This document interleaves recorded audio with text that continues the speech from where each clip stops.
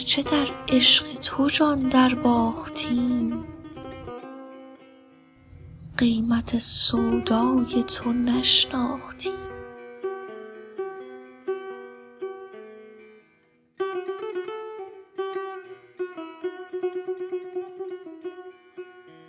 سالها بر مرکب فکرت مدام، در ره سودای تو می تاختیم.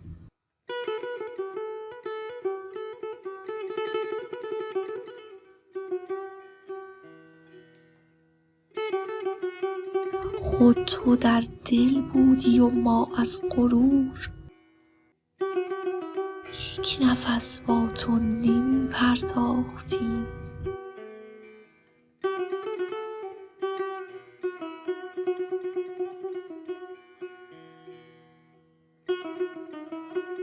چون بگستردی بساط داوری، پیش عشقت جان و دل در باختیم.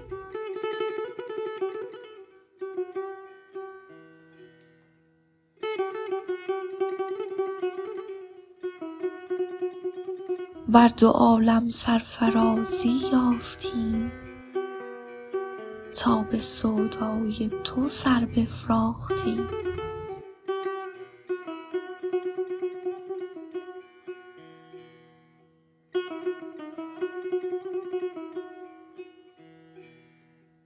آتش عشقت درآمد گرد دل، ما چو شمع از تف آن بگداختیم.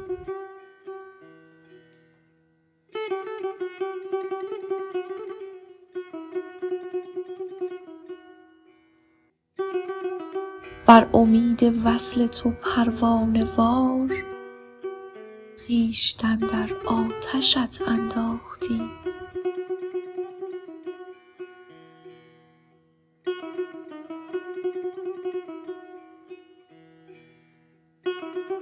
گاه چون پروانه ای می سوختیم، گاه با آن سوختن می ساختیم.